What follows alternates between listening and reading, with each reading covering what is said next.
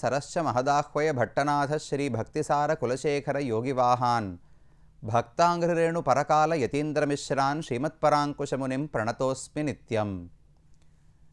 நம்முடைய ஸ்ரீ வைஷ்ணவ சம்பிரதாயம், விசிஷ்டாத்வைத சித்தாந்தம், விஷ்ணுவனுடைய 108 திவ்யதேசங்கள், இவை அனைத்துக்குமே வேறாக இருக்கக்கூடியவை ஆழ்வார்களுடைய பாசுரங்கள்.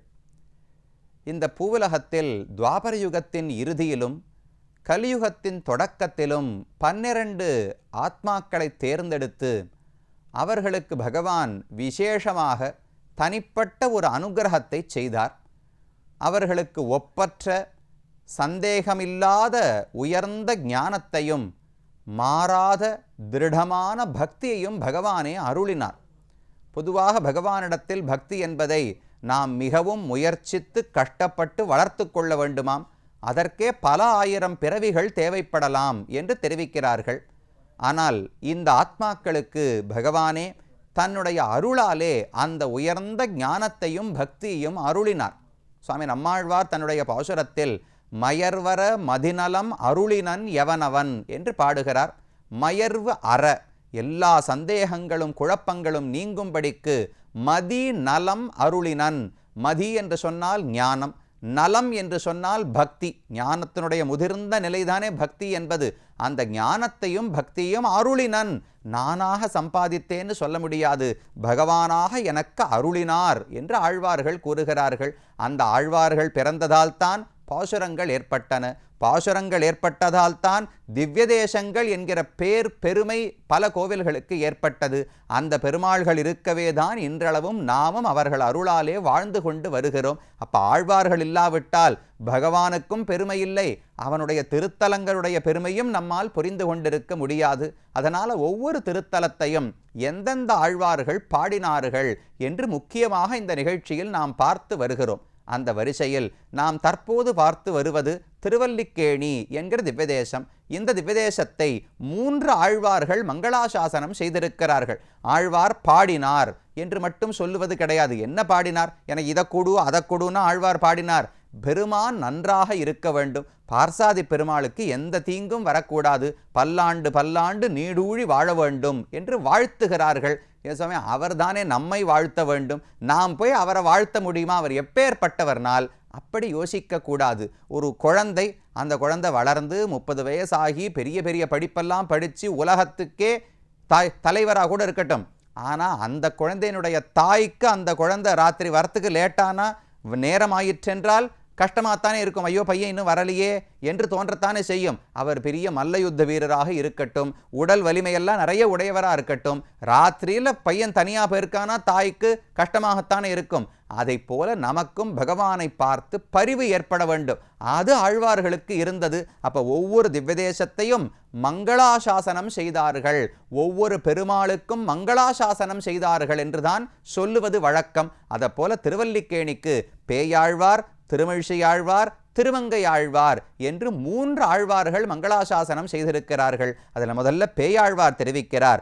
வந்துதைத்த வெண்திரைகள் செம்பவள வெண்முத்தம் அந்தி விளக்கும் அணி விளக்காம் எந்தை ஒரு அல்லி தாமரையாள் உன்னிய சீர் மார்வன் திருவல்லிக்கேணியான் சென்று என்று இந்த ஊரினுடைய பெருமை. பெருமானை பற்றி கூட சொல்லவில்லை.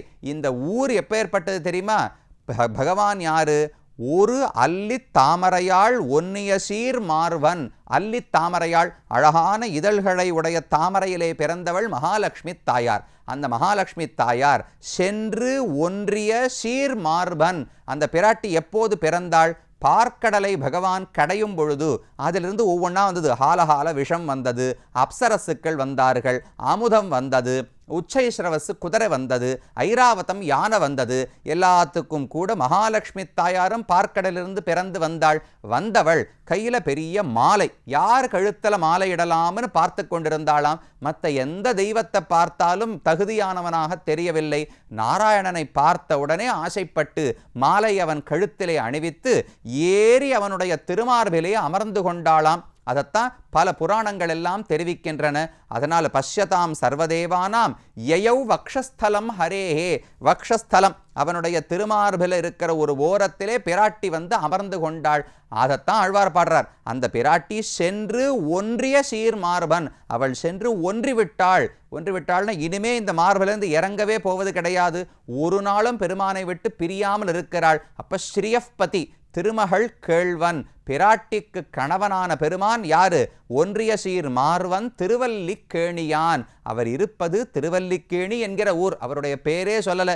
ஒன்னும் பிராட்டிக்கு கணவன் சொன்னார், இன்னொரு ஊரை சொன்னார். நம்ம கூட பல பேரை அறிமுகப்படுத்தணும்னு வச்சுங்களேன், நம்ம பேர் என்னன்னு அவளுக்கு தெரிஞ்சிருக்காது. இவரா இன்னாருக்கு கணவன், இன்னாருக்கு பிள்ளை, இந்த ஊர்ல பிறந்தவர், இப்படி சொல்லித்தானே அறிமுகப்படுத்துகிறோம். அதை போல திருவல்லிக்கேணியான் ஒன்னிய சீர் மார்பன். அப்ப பிராட்டியால பெருமானுக்கு பெருமை, திருவல்லிக்கேணியில இருப்பதால பெருமை. திருவல்லிக்கேணி எவ்வளவு பெருசுன்னா உயர்வு சொல்லுகிறார். வந்துதைத்த வெண் திரைகள், கடல் திரைகள் எல்லாம் வெண்மையான திரைகள் வந்து உதைச்சுட்டே இருக்கும் இல்லையோ, திருவல்லிக்கேணி மேல பட்டுண்டே இருக்கு. படப்பட செம்பவள வெண் முத்தம் அந்திவளிக்கும் விளக்காம். சாயங்கால வேளையில அழகா பளபளன்னு விளக்கு போடணும் இல்லையோ, விளக்கெல்லாம் தனியா ஏத்தவே வேண்டாமா.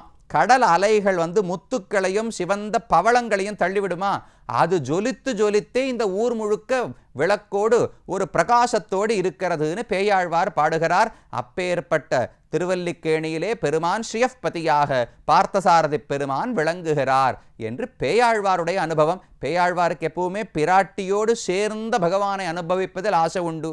அதனால அப்படி பாடினார். அடுத்து திருமழிசை ஆழ்வார் தன்னுடைய ஒரு நான்முகன் திருவந்தாதியில ஒரு பாசுரத்தில் தெரிவிக்கிறார். அவர் பாடினது மன்னாத பெருமாள். சயன திருக்கோலத்தில் ரங்கநாத பெருமான் இருக்காரே, அவரை பார்த்து பாடுகிறார். அவருக்கு ஒரு அழகான தாளால் உலகமளந்த அசைவேகொல் வாளா கிடந்தருளும் வாய்தரவான் நீளோதம் வந்தலைக்கும் மாமயிலை மா அல்லி கேணியான் ஐந்தலவாய் நாகத்து அணை.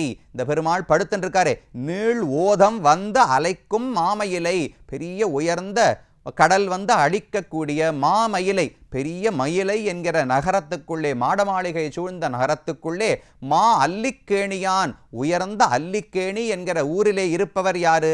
ஐந்தலைவாய் நாகத்தணை, 5 தலைகள், அதில் 5 வாய்களை உடைய உயர்ந்த திருவனந்தாழ்வான் என்கிற ஆதிசேஷன். அந்த ஆதிசேஷனையே அணையாக படுக்கையாக கொண்டு பகவான் சயனித்துக் கொண்டிருக்கிறாரே.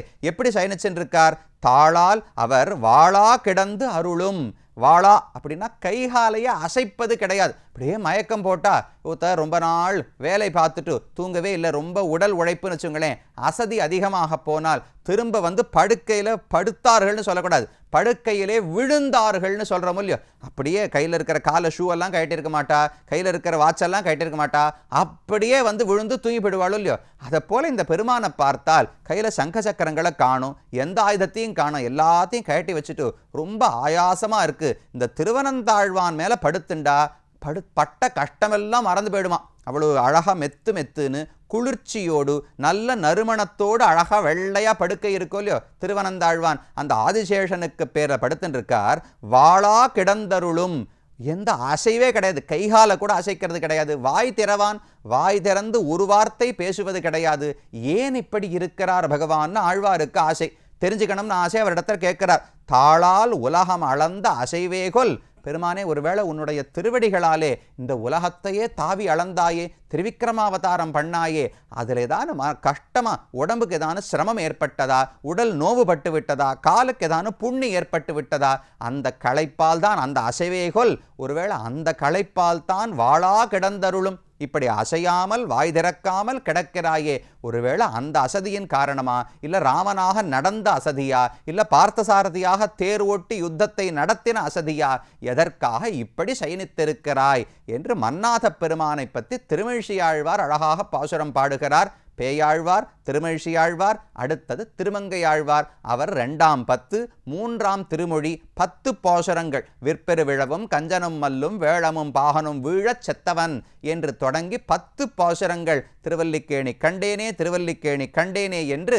பெருமானை இங்குதான் சேவித்தேன், அந்த கஜேந்திரவரதரை இங்குதான் சேவித்தேன், யோக நரசிம்மர் தெள்ளிய சிங்கரை இங்குதான் சேவித்தேன், பரதனும் தம்பி சத்ருக்கணனும் ராகவனை இங்குதான் சேவித்தேன் என்று ஒவ்வொரு பெருமாளையும் பாடுகிறார். அதில் ஒரு பாசுரத்தை தெரிவிக்கிறார்.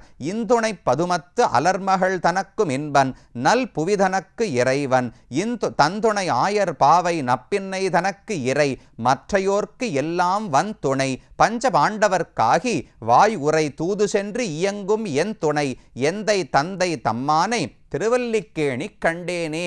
எனக்கு எல்லா விதமான உறவுமே பகவான் தான். எப்படி காட்டினார்னால், ஒவ்வொருத்தருக்கு என்ன 3 பிராட்டிமார்கள் இருக்காளோ இல்லையோ, 3 பேரையும் பற்றி பாடுறார். ஸ்ரீதேவி, பூதேவி, நீலாதேவி 3 பேர் இருக்கிறாளோ இல்லையோ. முதல்ல சொன்னார், இன்துணை பதுமத்து அலர்மகள் தனக்கும் இன்பன். தன்னுடைய இனிய துணை, தனக்கு பட்டத்திராணி முதல் முக்கியமான மனைவி மகாலட்சுமி தாயார் தானே. அந்த ஸ்ரீதேவி பதுமத்து அலர்மகள், அழகான பத்மத்திலே, பத்மாசனின்னு சொல்கிறோமோ இல்லையோ, பத்மத்தையே ஆசனமாக கொண்ட பிராட்டியை தனக்கும் இன்பன், அவளிடத்தில் மிகுந்த ஆசை உடையவன் இன்பனாக இருக்கிறார். அடுத்தது நல் புவிதனக்கு இறைவன், பூமி பிராட்டிக்கு இறைவனாக தலைவனாக இருக்கிறார். தன் துணை ஆயர் பாவை நப்பின்னைக்கு தனக்கும் இறை, நப்பின்னை என்கிற இடைக்குலத்து பெண்ணுக்கும் இரையாக இருக்கிறார். இப்படி 3 பிராட்டிகளோடு இருக்காளா.